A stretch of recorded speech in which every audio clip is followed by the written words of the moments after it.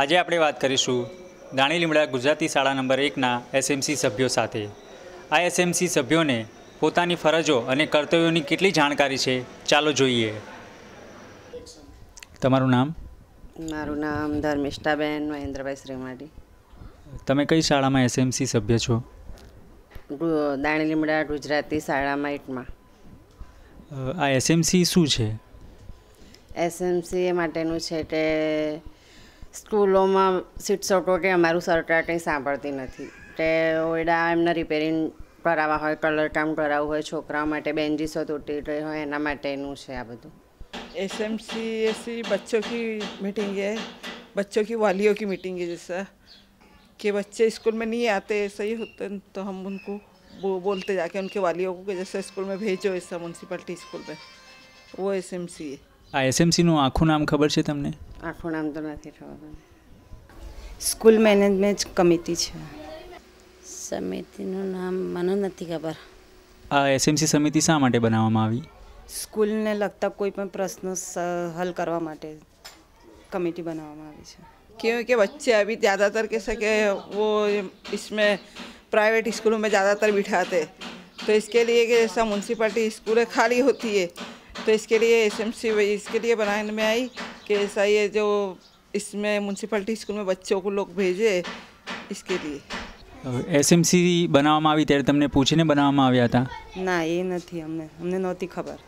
તો તમને કેવી રીતે એની જાણ થઈ? મારા બાળકને શિક્ષકે કહેવડાવ્યું કે તમને આ સમિતિમાં મેં તમારું નામ લખાવ્યું છે તો તમે આવી શકશો? તો મેં કીધું સારું, હું આવી શકીશ। એટલે પહેલાંથી જ નામ લખીને પછી તમને ત્યાં બોલાવવામાં આવ્યા? હા, પહેલાંથી નામ લખીને પછી મને બોલાવ્યા। ના એટલે એમ કાં બોલાવીને બેને પૂછ્યું હતું કે એસએમસીમાં તમારે પ્રમુખ તરીકે રહેવાનું છે, બીજા પણ ઘણા વાલીઓ છે, બસ આટલી રજૂઆત થાય કે આ માટે જોઈએ છે બધા વાલી કેટલા પણ છે એમ। તમને કેવી રીતે જાણ થઈ કે તમે એસએમસી સભ્ય છો? બેને એમને તો બોલાવીને કહ્યું હતું ને, જે કુંદનબેન છે ને ત્યાંના આચાર્ય, એ બેને બોલાવ્યા હતા ઓફિસમાં, પછી વાત કરી હતી કે બેન તમે રહેશો? પછી મેં હા પાડી। हाँ, पूछा गया था। નહીં, કશું કોઈ પૂછવાનું નહીં આવ્યું। તો આ આચાર્ય જાતે જ નામ લખ્યું છે?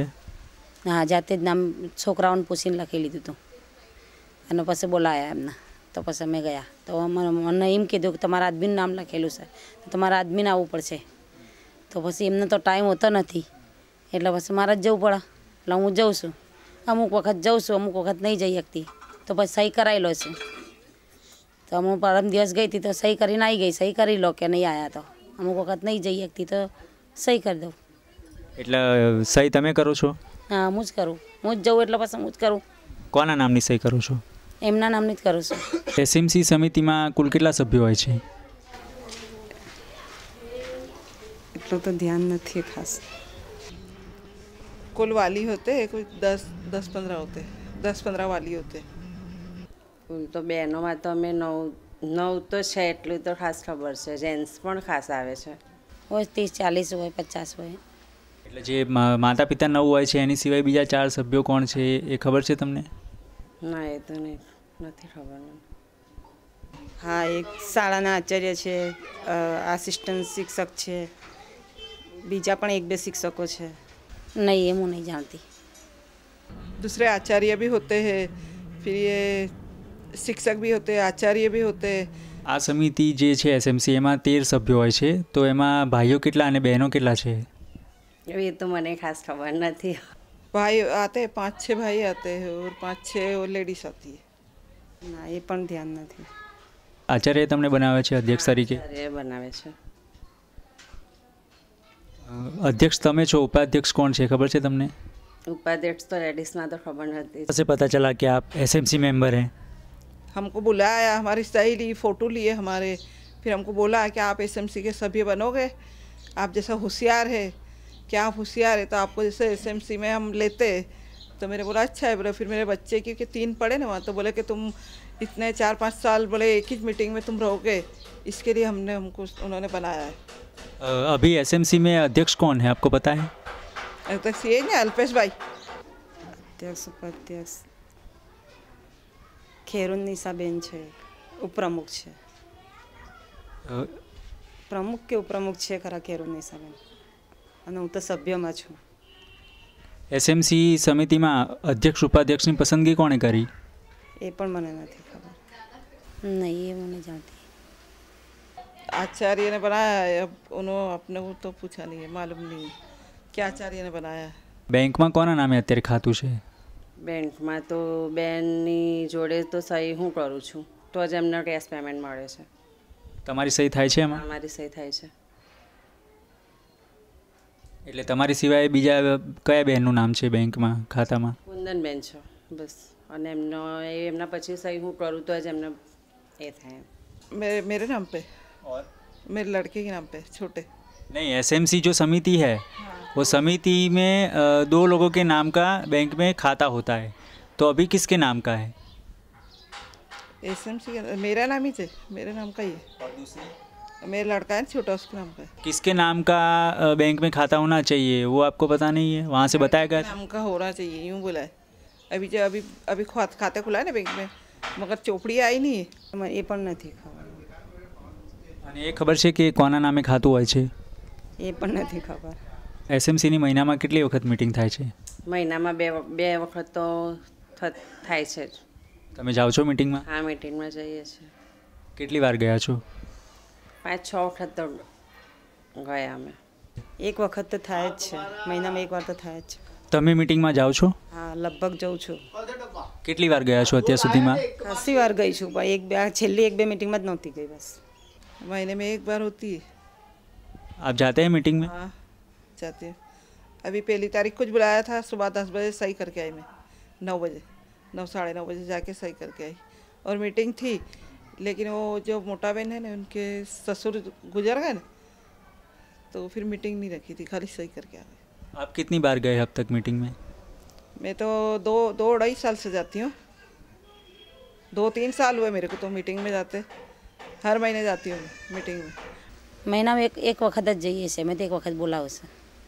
તમે જાઓ છો મીટિંગમાં? હા, કેટલી વખત ગયા અત્યાર સુધી?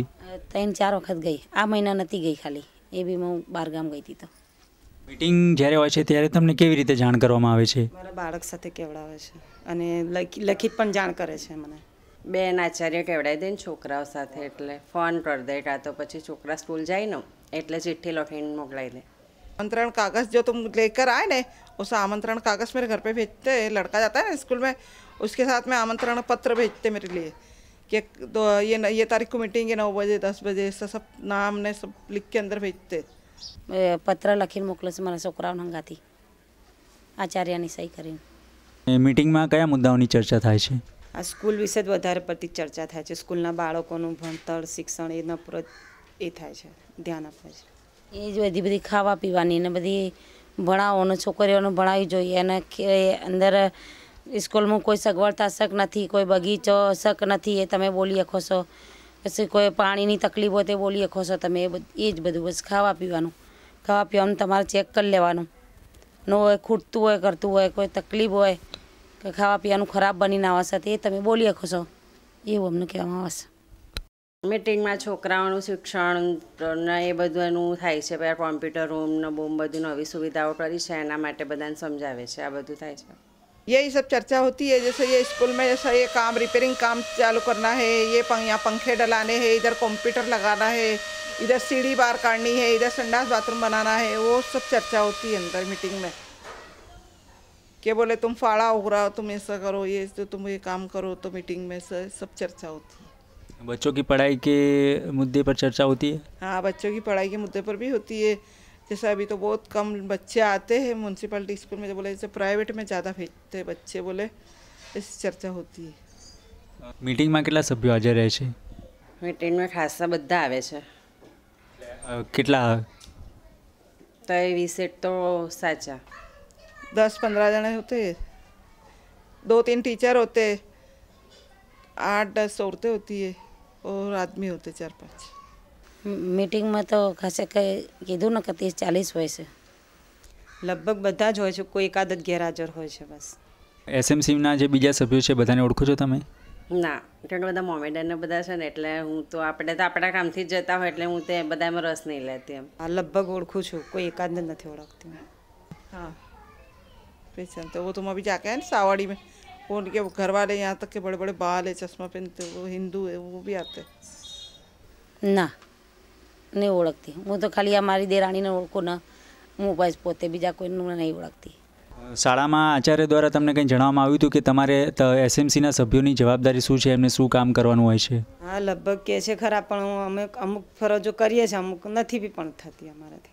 जवाबदारी ये है कि जैसे बच्चे, तुम्हारे बच्चों को स्कूल भेजो, ऐसी जवाबदारी है कि तुम्हारे बच्चों को स्कूल भेजो, और बच्चे जो बाहर रखड़ते हो उनको ये करो. फिर वो जो आता है, वो खाना जो आता है बाहर से, वो उसको देखने चेक करने बुलाते कि देखो बोले ये खाना आया, चेक करो इसको, ये चर्चा करते हैं वहाँ पे.